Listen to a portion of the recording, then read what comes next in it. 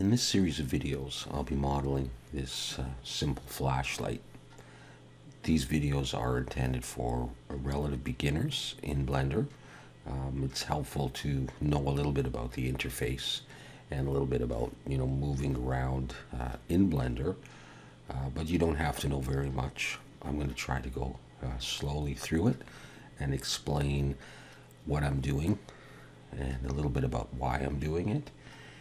And one of the first things that I think is a good idea when you're going to model something is to try to find some references or some pictures of stuff, either of exactly what you want to model or something similar, so that you know how it looks in reality. And then you can either model the exact same thing or you can model something similar. And so what we're going to do here is use this image and pretty much trace it.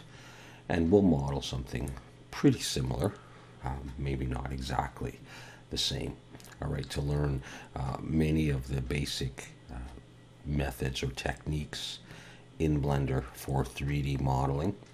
And if we get around to it at the end, we might do some materials or some texturing. What you need to do when you're going to model something, from my perspective, or in my opinion anyhow, is to look at the object and sort of break it down into pieces in your mind. So here we can see in this flashlight that we have a lot of pieces that are cylinders or cylindrical. All right, so it looks like we have sort of a cylinder piece here coming up, forgetting this for the moment, coming up, and then maybe a cylinder that's been bent or scaled outwards to make it a bit of a curve. We also have some lines in it. We have this, we have a little line here, we have a line here and here, and of course we can zoom into it and see even better what's going on here. And then we have another line here, and it's sort of rounded there. And then we have these lines that go around it. And so you have to ask yourself, how am I going to model all of these pieces? Okay, what techniques do I know? What tools are there in Blender to do this kind of a thing? And we also have some text here that wraps around it. All right, so this is not a hard thing to model, but it does use a lot of techniques that will be useful to you in modeling in Blender. So I've got an image here, and I will link to this image in the description, so you should be able to just click on the link and download the model, and it should look, or the image, and it should look exactly the same. All right, so we come over to Blender. Now, the version of Blender that I'm using might differ a little bit to the version you are using, but that shouldn't matter too much. Basically, you open up Blender, and you're going to have a cube, and you can click on it to select it. You're going to have a camera, and you're going to have a light. And in this case, we're not going to need any of those things to do our modeling. All right, so you can select by pressing A, and that will select everything here. You can press A twice to deselect everything, or press A and then press Alt A, and you'll notice down here you are seeing the keys that I'm pressing. So if I press A to select it all, you see an A there. If I press Alt A to deselect, you see that there. So those are called screencast keys. Another thing about Blender is there are a number of tools that are called add-ons. And if you come up to Edit and then down to Preferences, you can see there are a lot of things that you can change in Blender. And here you see add-ons. And I've put a check mark in here. Often, I think the default is this, and you can see that the add-ons or tools that are enabled in Blender that I'm using have a check mark in these boxes. And if you just click here, Enabled Add-ons, you can see which ones you have enabled. There are a number of very useful ones, such as Loop Tools or Node Wrangler. We could talk about some of that another time. All right, so by default, your Blender will have a number of them checked off anyhow, and you shouldn't really have any problem regardless. If you just downloaded Blender and you've got it and you can move around, you can hold the middle mouse button and rotate like this, or you can hold shift and middle mouse button and you can pull the screen like that. That's all you really need to be able to do for the time being. Okay, so at any rate, we're going to select everything by pressing A, and we're going to press X and delete, and everything is gone. So you can see that this looks sort of 3D-ish. You've got these lines here. This red one represents the X-axis, and you can see X over here. This green one represents the Y-axis. You're probably used to sort of seeing it like, or just press it like this. Let's see which way is helpful to you. All right, and the blue axis is the Z-axis, which you don't see here. But if I come over here and I press number 3 brings you to the right orthographic view. So you're looking for the right side. It's probably not very helpful to visualize it this way, but right now you can see a green line here that represents the Y-axis and Z going up, and X would be coming out at you. But regardless of that, if we just move around like this, you will see a grid and you will see these lines, and it looks a little bit like the flat earth. And you also see this circle down here in the middle here. When Blender starts off, it's in the middle, it's a red and white circle, and that is your 3D cursor, and that's going to determine where new objects are brought into your scene. We'll talk about that in a bit.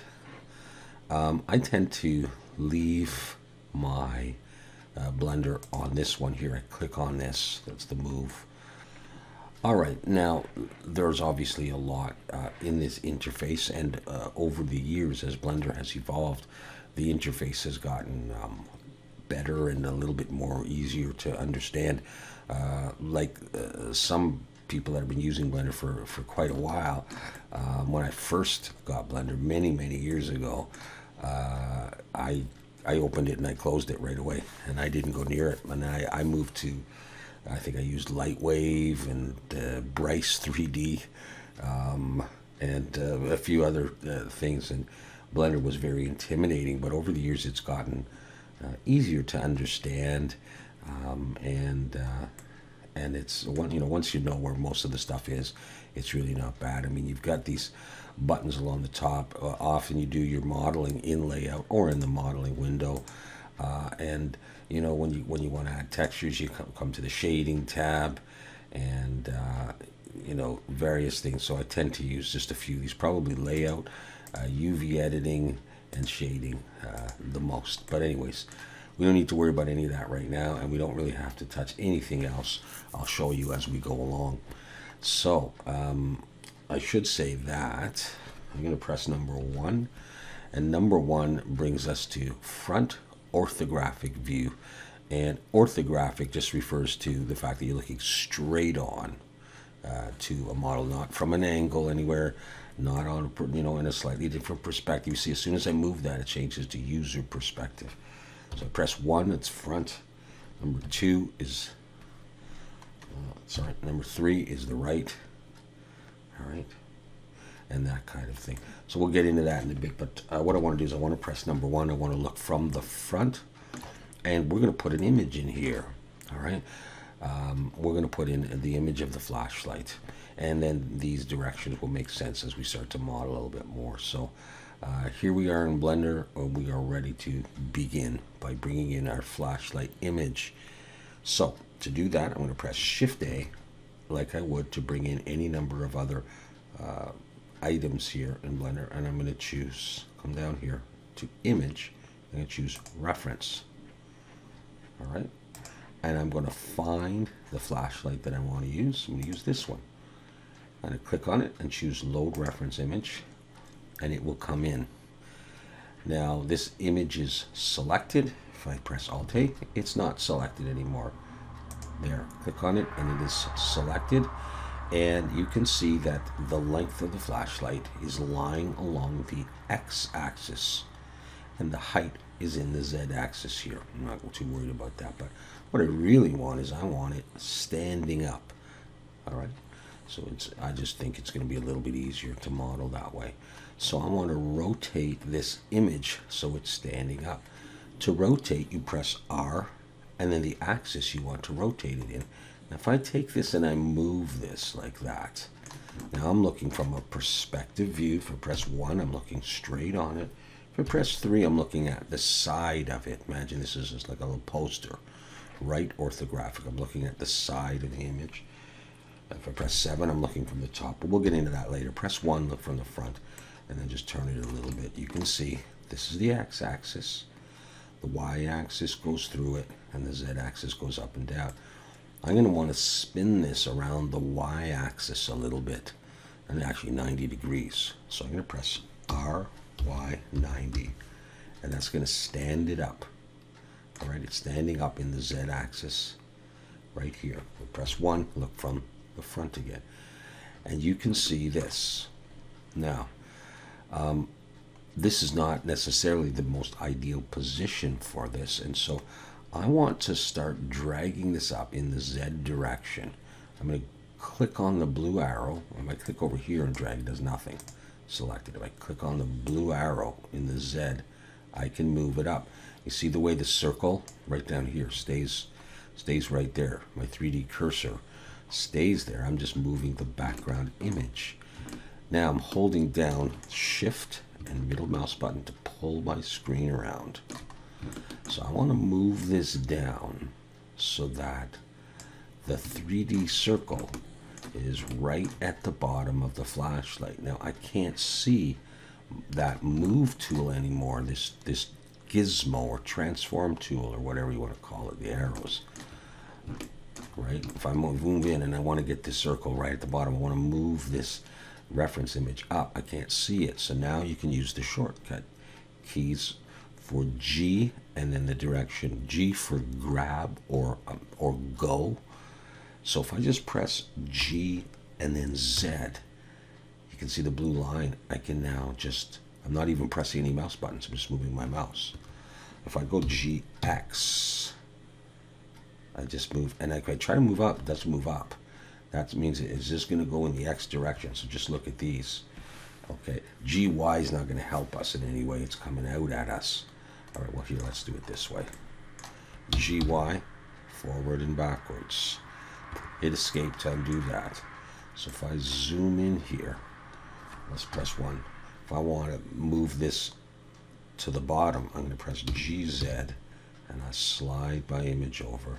Now really it's not quite in the middle, but we'll deal with that in a bit. That's pretty close. I'm rolling my mouse wheel back and forth to zoom in and out, holding Shift and middle mouse buttons just to position this so I can see it. Before we go any further, I want to save this. So File, Save As, or just Control S once you've already got it named. Just save, save, save all the time. Now if we come over to here, we can see our layers. All right, and we can see this thing is called empty. Never mind why it's called that, but that is my reference image. And you can always click on it here and we can call this reference, for example. We can click the eye to hide it or unhide it. But what I want to do is I want to make it so that I can't select it easily while I model and move it by accident.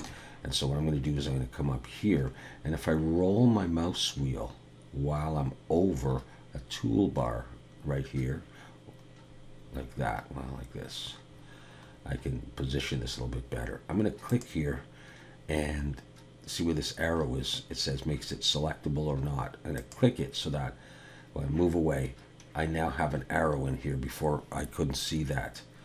All right, so I've just enabled it. If I move it, there's no arrows there. Click that so that an arrow is available. If I click it like that so it's off, I can't select my image anymore. All right, so that's helpful. All right, so we've got a flashlight image in our screen. We are looking from the front at this. It's relatively centered. We're going to have to adjust that a little bit. And we're ready to start modeling. So how should we do this?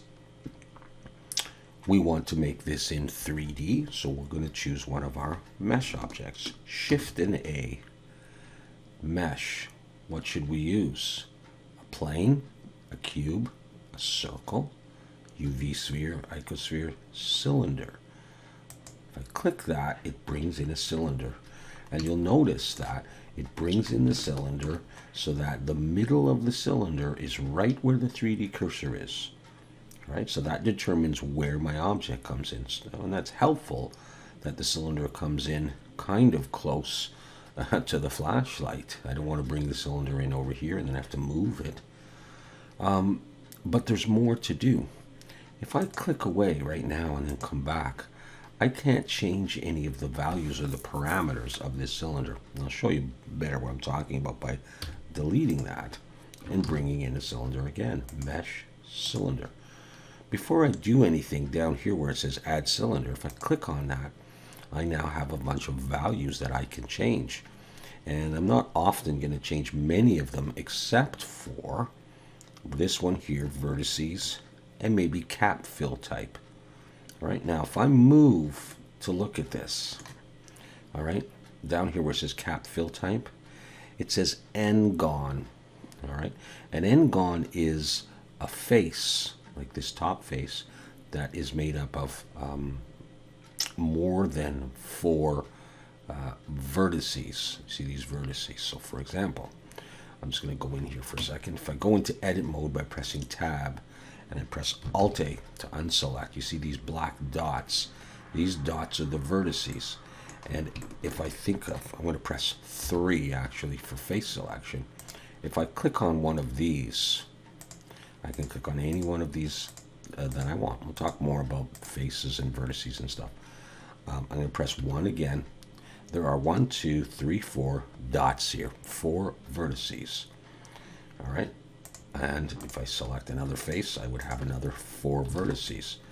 Up here, this cap has many, many vertices. I'm going to hide the reference image for a second. All of these vertices make up this cap. This is called an N-gon. All right, so more about that in a little while. I'm going to delete that cylinder again, show my reference image. Look from the front, number 1. We're going to Shift A, Mesh, Cylinder one more time. And here is my little menu. Now, I don't want 32 vertices, and I don't want a cap fill. I'm going to choose nothing, and now it's gone on the top and on the bottom.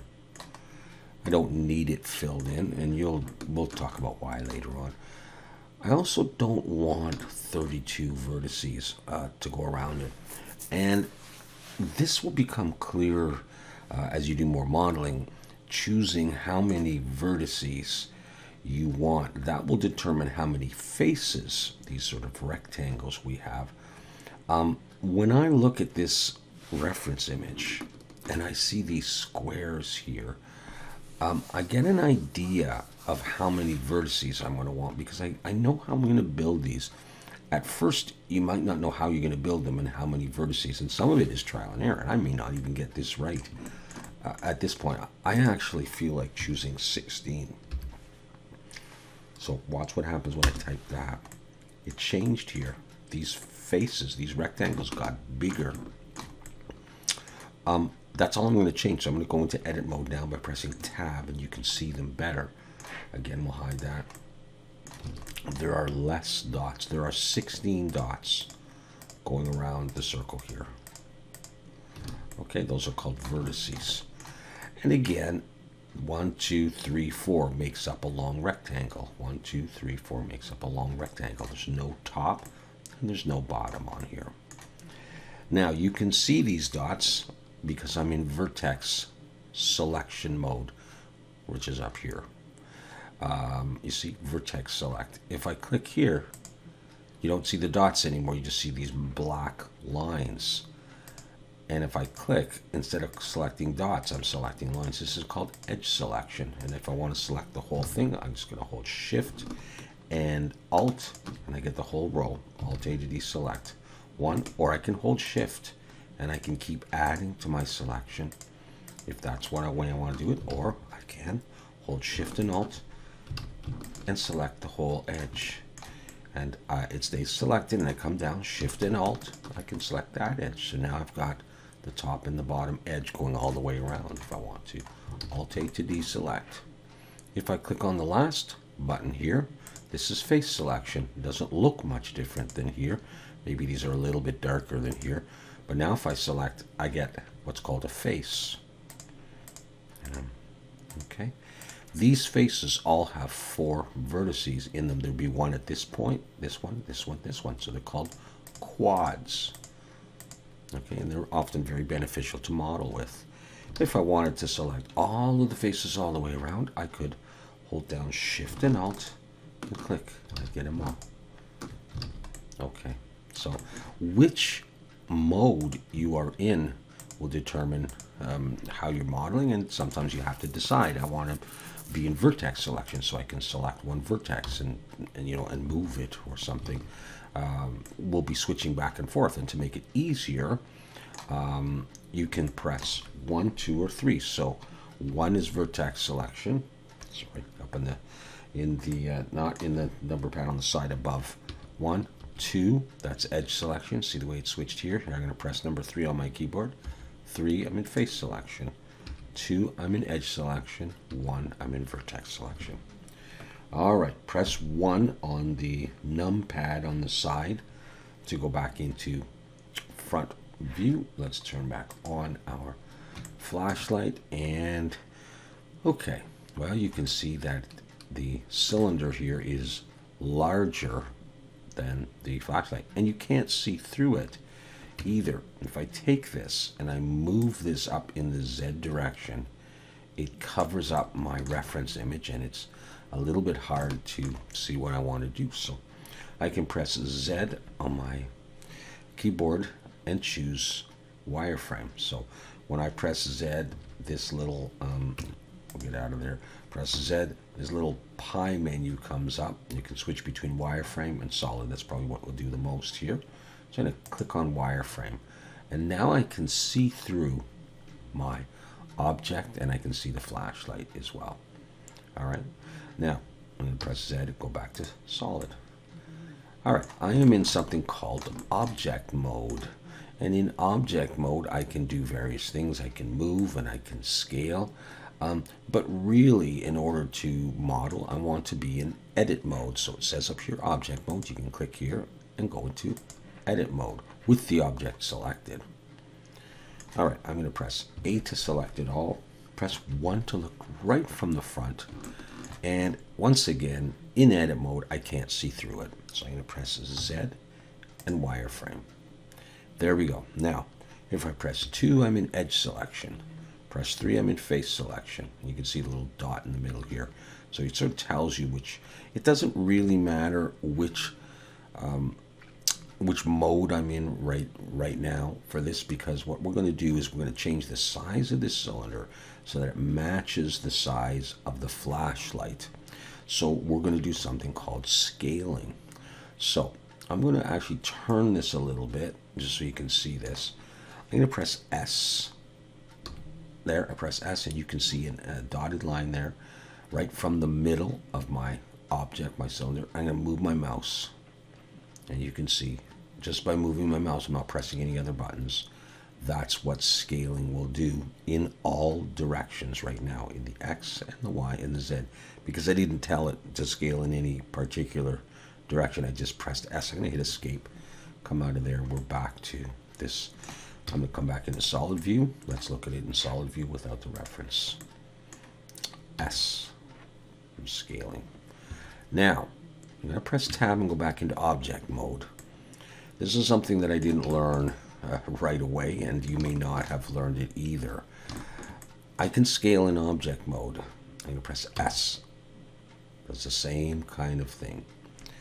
However, that can cause some problems if you scale in object mode instead of edit mode for when you go to add various modifiers like beveling and stuff like that. I won't get into why right now, but just be aware that you can scale in object mode, or you can press tab and go into edit mode, and with everything selected, it has to be selected. A to select everything. You can scale in edit mode. I would suggest you do your scaling in edit mode. All right, more on that later. Wireframe and the reference. So I want to scale this. So I'm going to press S. And I'm going to move it so that it's similar to my diagram. Now when I do, I'm going to roll my mouse up so I can come in more. Don't move this. Just press S until it seems to match the diameter. Now, my reference image is not perfectly centered with this. I'm actually going to click here so that I can select and go back into object mode by pressing tab. Select my reference image. There you see I've got it selected. I'm going to zoom in, and I can't see my arrows when I zoom in, but I'm going to look at the X direction, this red arrow. I'm going to press GX and slide until it better matches my cylinder. Like right about there. Press the arrow so I can't select my reference image again. So I can just click here and get my cylinder. I'm going to go into edit mode by pressing tab S and scale it a little bit more. I'm actually really looking down here, not so much at these squares. In fact, it's time now to move this whole thing down in the Z by dragging it down or by pressing GZ and moving it. I'm going to move it to about there for now. Okay. Alt-A to deselect. Z, solid view. So my cylinder is the approximate diameter of my flashlight. And we're on our way for modeling. I'm going to hide the cylinder for the moment by pressing the I.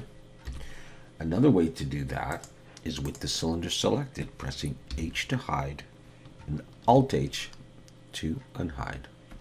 H to hide. There is a rounding at the bottom of this flashlight.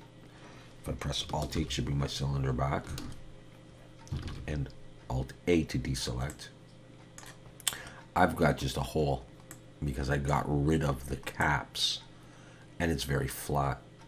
I'm going to select my cylinder, go into edit mode by pressing tab, and I want to fill this hole up now. And it's going to be with an N-gon.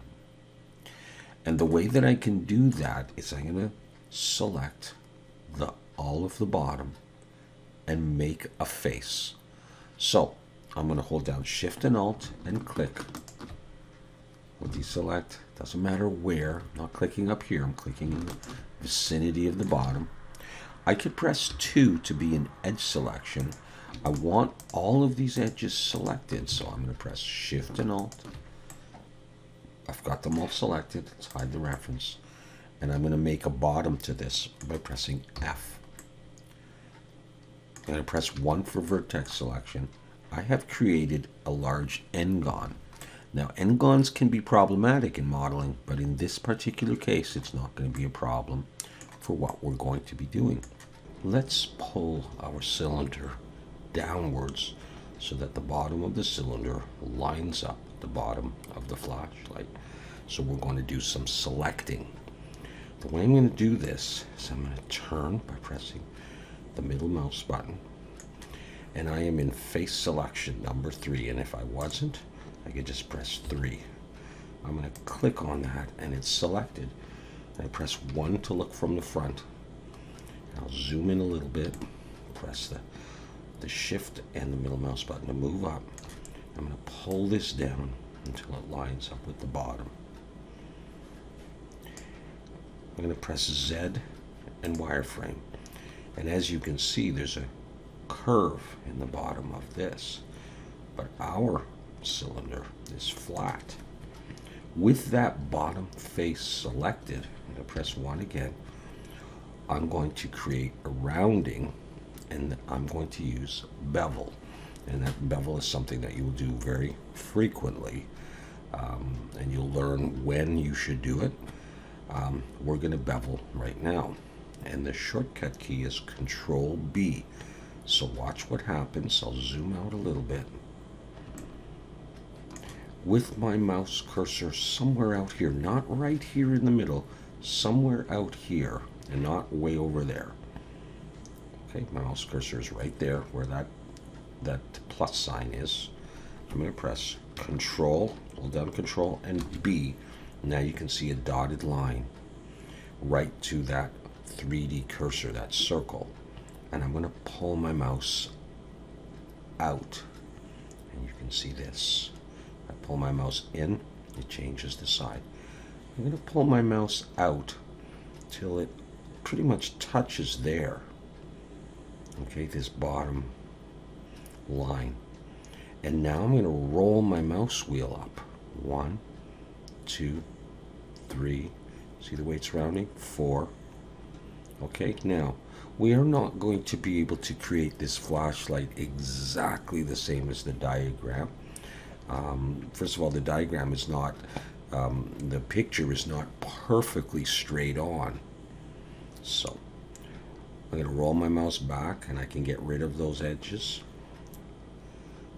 1, I say edge because it put in a line. It broke these faces in half. It's breaking them again. And every time I do that, it's making it rounder and rounder. You can keep going and going. You don't need too many of these, so I'm at where I started. I'm going to press 1, or roll my mouse up. 1, 2, 3. It's probably enough, really, but I'll go 4, 5. Click, left click. To finish this, I have a dialog box that pops up, but I don't need it. I'm just going to click here and get rid of it. Alt-A to deselect. Let's go Z, solid, and we have done this. Let's hide the reference image.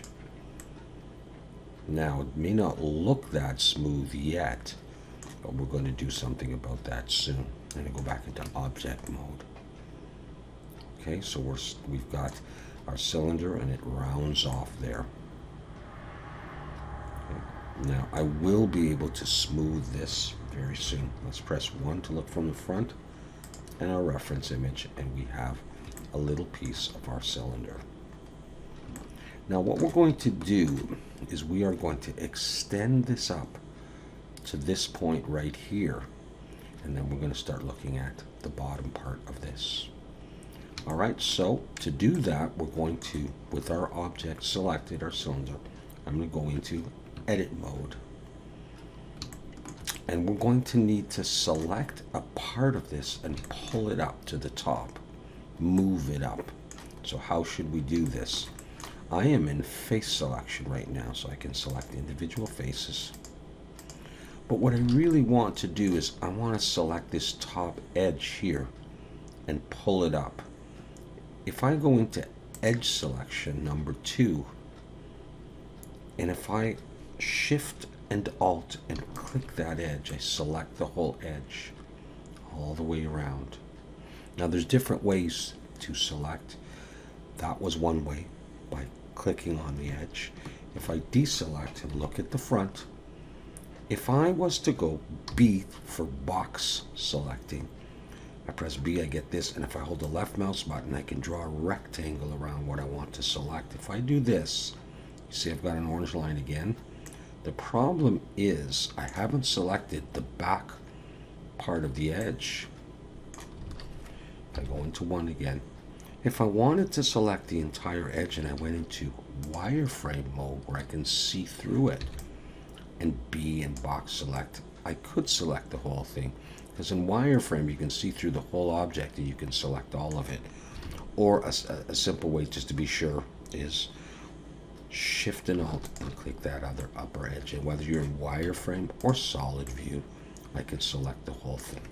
Number 1. So I've selected that edge, and now all I have to do is drag it or press GZ, and I can move it up to here and just get it roughly to where you want. Deselect it, go back into object mode, hide the reference image, and I now have lengthened that out by moving it in the Z direction. Okay, cool. let's, with the object selected, right click and choose Shade Smooth. And you can see it's looking a lot nicer. So let's do that for now. Okay, I can click it and I can right click and I can shade flat or shade smooth. I'm gonna leave it like that for now. Let's turn the reference back on and let's look from one in the front. All right, we're doing the main body of this flashlight. Let's select this. Let's go into wireframe again. Okay, so what we need to tackle next is these squares. Let's do that. Let's do the squares. And once again, this will not exactly match the diagram, but it's going to be hopefully good enough for us.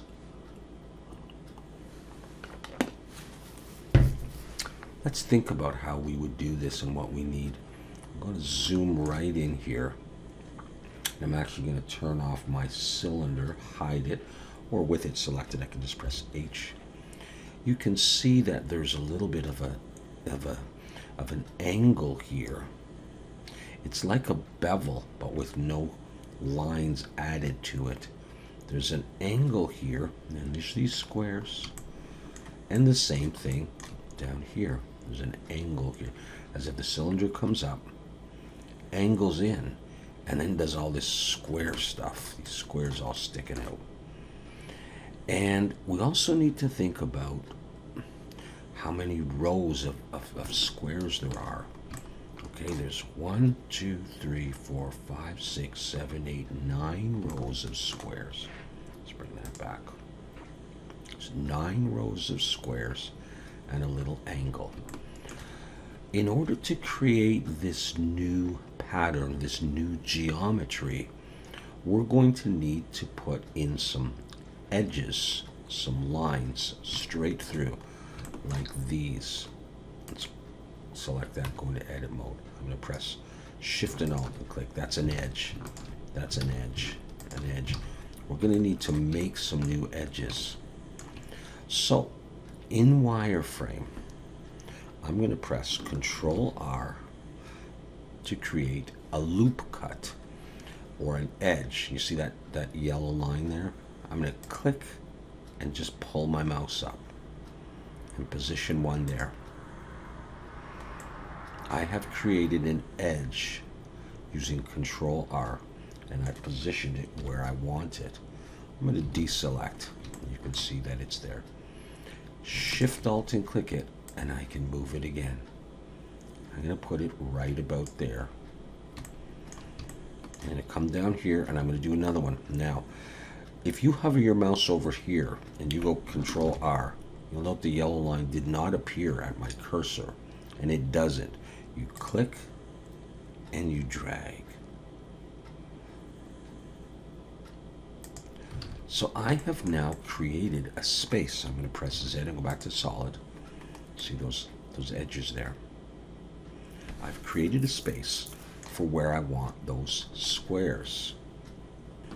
Okay, so now what I want to do is I want to create these squares. So I'm going to need 9 rows in here. And so what I'm going to do is I'm going to keep my mouse in this middle zone. I'm going to press Control R to bring in an edge loop. And then I'm going to start rolling my mouse up. 2, 3, 4, 5, 6, 7, 8. Now, I'm going to click and right click. And I want to look and see what I've done. Do I have 1, 2, 3, 4, 5, 6, 7, 8, 9. I have 9 rows here. I'm going to deselect and I'm going to hide the reference, and I'll go into solid view here.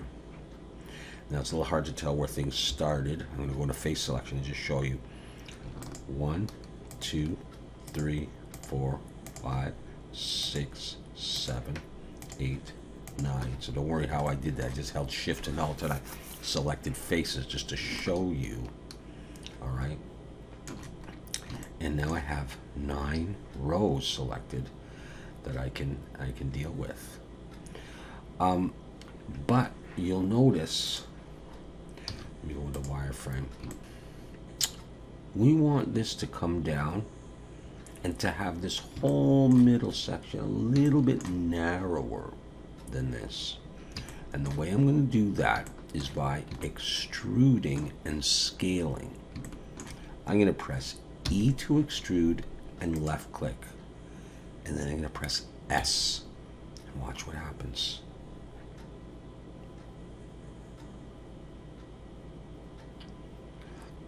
Click. Now again, it's not perfect on my diagram, but it's good enough. I'm going to deselect Z and go into solid view. And this is what I've done. With that done, we can now make our squares. In face selection, I'm going to, and I press 3 to get there, Shift Alt and click. All of these faces, these rows of faces, that would make up the squares.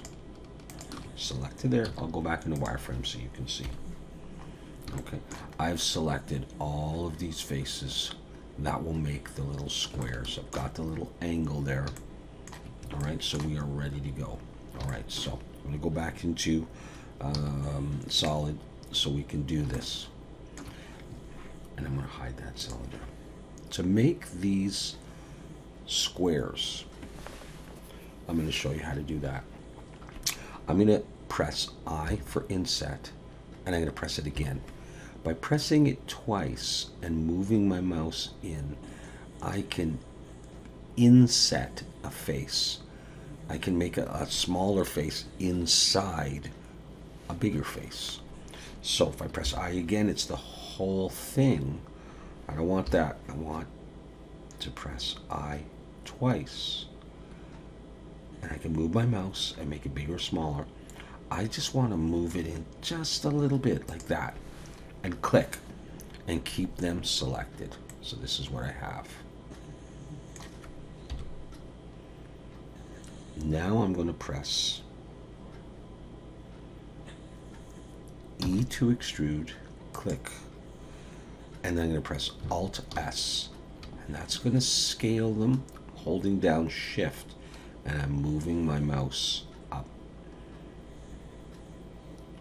And I probably should do this on an angle that I can see. I'm going to back out of that. I'm going to do it again. All right. Select all my faces, holding Alt and Shift and clicking. I'm going to zoom in a bit, press I. Now it will remember my last selection, my last move. So I don't have to press it twice. I can just do this. But if I'm unsure, if I had this, I would just move it. Oh, that's not what I want. I want I, and oh yeah, I want those little spaces. So you either press I once or twice. Hold down the Shift button, and as you move your mouse, you can move in slower increments than if you don't hold down the mouse. It just moves real quick. Hold down Shift to get smaller squares like that. Let go, left click. Don't deselect these faces that are selected. We need to push them outwards first of all. All right, and the way I'm going to do that is I'm going to press E to extrude them, and then Alt S moves them along their normal, so they'll come straight out, in other words. So press E and left click, Alt S, hold Shift, push your arrow, your mouse. Come out a little bit trial and error, and I've got that so far. All right, well, we're not quite done yet, because if I hide my cylinder, you can see that these squares actually angle inwards.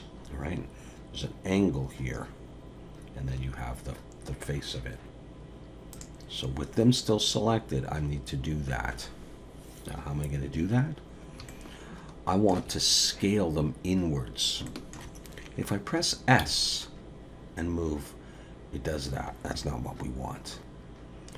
I'm going to switch over here to individual origins. Normally we're on something called median point. You don't even have to really think about it. It's just the way Blender works. It's when you switch it that you think about it. I'm going to switch to individual origins. It's got the little circles with the dot in the middle. What that allows me to do is to treat each of these spaces individually. So if I press S now, watch what happens. S. See the way now they're all getting uniformly smaller instead of the other way around. So I'm just going to do that and scale in a little bit, not really looking at the diagram. I'm going to deselect Z solid view. Actually go, there we go. And this is what we have. Let's get rid of the reference. And this is what we have. Now, it doesn't look great yet, but we're going to add something to this right now. Select this. We're going to add a bevel modifier. And that's going to split up the geometry and make it look sharper and nicer. So watch this. Click on the wrench, add modifier, bevel. And I'm going to click the number of segments. I'm going to come up to 3. And I'm going to change the amount to 0.02, maybe a smaller amount. And now you can start seeing some nice squares. We get this faceting, you get these lines here. It doesn't look very smooth. So I'm going to switch the limit method here to angle. And now we're getting something that looks like the flashlight. However, this part here, this angle, is not as nice as this one. It's not as sharp, so we're going to fix that up in just a second. But you can see where we're going. Now, that was a bunch of steps. We created some rows in there, right? We scaled it in, all right? And then we selected it all, we extruded, and we used Alt-S. It's just a question of practicing and seeing a shape and saying, how am I going to achieve this? And once you've done something like this a bunch of times, when you see a pattern like a grip on a flashlight or a hammer or whatever, you go, oh yeah, okay, I could do that by doing this. All right, so it's not like, you know, I could teach you another reason for doing it. But let's sharpen up. Let's go into edit mode. Let's look at this. Think about what we could do. Let's try this. If I go Control R and I bring in an edge loop and I slide it down close to this other one, it doesn't have to be right on top of it. Let's look at that. Let's hide the reference. See how that has sharpened that up? Let's look at the bottom one here. It's very gradual. Let's go in. Let's go Control R, click, and just drag. And bring it close to the other one. You're like reinforcing that edge. That makes it sharper. And we have that. Now, another nice thing you can do in Blender to make your model look good and to emphasize the edges is to come over here and turn on cavity. And right away you can start really seeing it. Okay, so we've done a great job so far on our flashlight. In this beginner tutorial, as I try to explain why I am doing certain things and move relatively slowly. If you've gotten to this point so far, congratulations. We have more work to do, but it's not going to be that difficult. Okay, this was a little bit tricky, and that's it. So let's leave it there for now and see if you can replicate what I have done, and join me next time for part 2.